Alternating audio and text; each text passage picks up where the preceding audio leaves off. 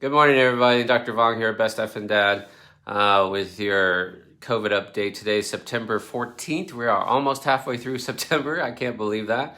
But the numbers are not good. I mean, we're 260,000 cases from the weekend, and our 7-day average is 171,000 cases here in the United States, and it's getting worse. I mean, Tennessee is on fire, and it's moving its way up the northwest. It's northeast, and it's just everywhere. And Chicago is starting to get hot now. So, and Chicago is the third largest city. The Midwest, it's from Sturgis. We're starting to see South Dakota, Wisconsin. I mean, the numbers are going up and up and up and up. Oregon, Idaho, the Pacific Northwest. So everyone needs to stay safe. And I want to rant just briefly about what happened this weekend. This weekend was the start of last weekend college football, and NFL was this weekend, and these stadiums are packed with people. I don't understand this. And we know that the vaccination rate for 12 to 18 years old is really lagging behind. It's under 40, it's roughly like 45%, something like that. So now you have these college age students, and a lot of colleges have required vaccinations to go back to school. But I want to talk about these football games. I mean, it is ludicrous that, you've got 30, 40, 50, 70,000 people in a football stadium, hardly anyone wearing masks. And let's give them the benefit of the doubt that half of them or 55% of them are vaccinated. I mean, like half of them are not vaccinated, and there are no masks. And then the Arkansas University of Texas game, when Arkansas beat UT, they stormed the field. And remember, this is a respiratory virus. And so anytime you're in a situation where you are screaming or singing or cheering, man, you are just spreading particulate stuff. So I just don't get it, man. And even if they allowed it, right? Well, Dr. Vuong, we're opened up. You can't tell me what to do. Like, I wouldn't go. Like, so what? They're having football games. Why are people going? Why are you going? It's just amazing to me. Oh, but Dr. V, it's an outdoor event. But you need a social distance, even, and you're screaming. It's like, I talk about risk mitigation. This is the opposite, where you do behaviors that compound the risk, right? So the opposite of social distancing, vaccination, layers of protection, like mask wearing, not traveling, staying home, no indoor dining, that's risk mitigation. And now there are behaviors that's risk compounding. Fine, you don't want to be vaccinated. Stay your ass at home. Wear a mask. You can't tell me what to do, Dr. V. Like, I don't. Okay, so I'm not vaccinated. I'm vaccinated. Pretend like someone who's not vaccinated.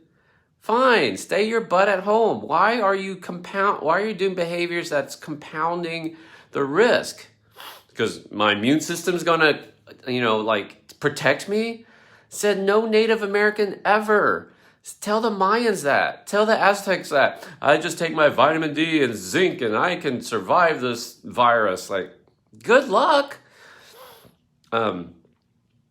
Okay, so stop doing compoundingly bad behaviors.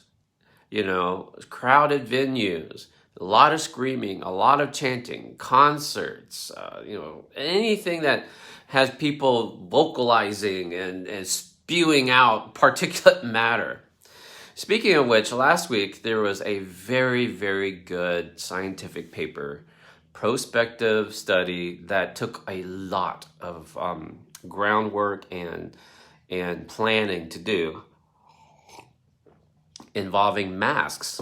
And this was in the country of India last year. The researchers passed out masks, just different types of masks. And all they did was like encourage people to wear, that's all they did. And This was a huge study, over 330,000 people, and followed it prospectively for a year. And they showed that masks make a difference. And so I want to just spend a little bit of time talking about masks, okay? One, they show that it's proven, it's shown, like the masks make a difference. And two, they had 4 things that really improved compliance. One was making the masks free. So if you own a restaurant or a bar or any venue, like just make masks available, just have them at the front door. They also showed that when a leader leader or an influencer talks positively about masks, the people are more likely to wear. The other thing that was really interesting about masks in this study was that the 3-ply masks are much better than cloth masks. So last year, Duke did this study that looked at the different types of masks. I've talked about this before, but the gaiters, people wear gaiters. They're the shiny ones. That's that shiny polyester or nylon fabric that people just pull up over their nose like that, up and down, and it's just like a sleeve, just freaking look like a condom. I don't know. Like a little sleeve up and down. Those gaiters, those are useless. We've known this since last year that they do not protect anybody. They do not protect yourselves.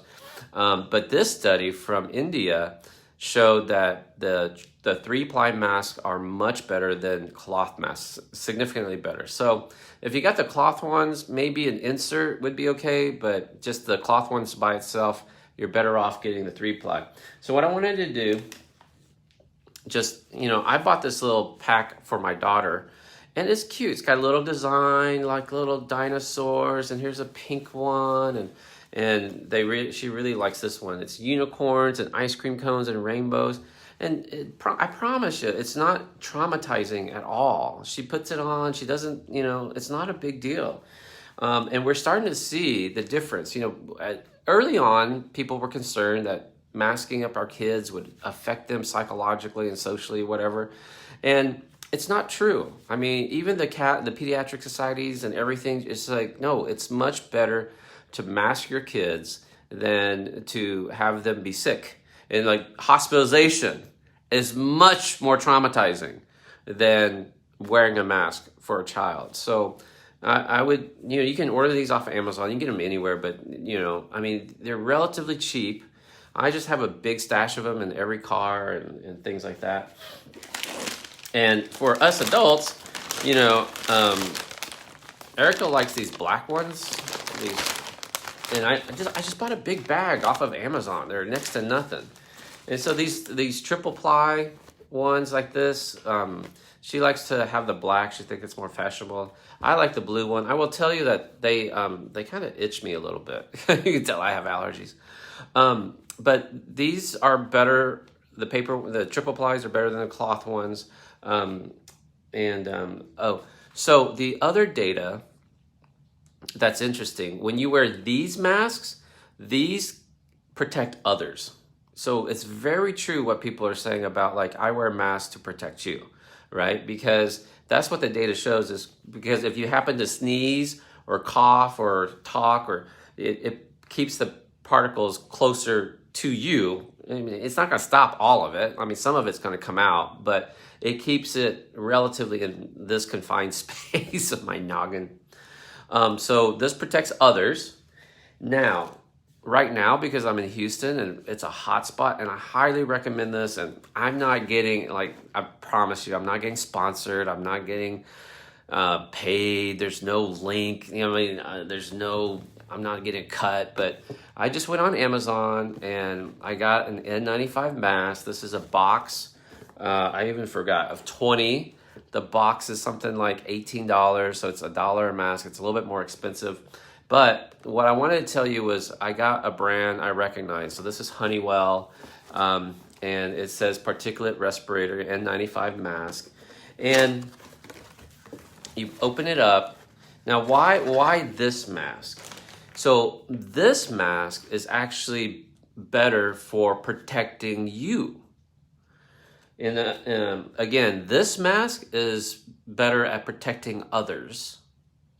And if all of us wear a mask, or majority of us wear a mask, we are all protecting each other if we do this. And honestly, these should be free. They're not. They're very cheap though.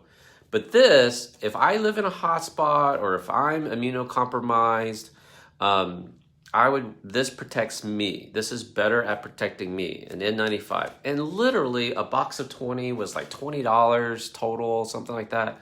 So for $1, it comes with 2 straps. And I'm 48. My birthday's in a couple of weeks. So I'm almost 49. And and I'm healthy. I don't take any medicines regularly except for my allergy pills. So when I go to like a grocery store, I just pop this on, and you can hear the difference. And I wear it like that. It's not the proper way to wear it. I know. The proper way to wear it would be actually put both straps on. So let's do the bottom one first, right? On the bottom there, and the top strap on top, like that. Right? That's the proper way to wear it. And you can hear the difference. It's very tight fitting. It has this black band across here. And if you wear this, you can feel the difference. You can hear the difference in my voice. It's real tight on here. And it will leave an impression on your face for sure. So that's what I would do. And this is what I'm doing now. I wear this mask when I go to restaurants. Not restaurants too, like indoor, like grocery stores. I don't do any indoor stuff. I wear this when, I'm taking Mason to school or something like that, right? And they've been shown to work. They have been shown to work. So hopefully we can put that debate to rest. And then lastly, I would just say, why are we being stupid? I mean, why are we doing college football games, etc.? So, okay. That's it, Dr. V's rant. And hopefully that was helpful. I'll be back again tomorrow for another COVID talk.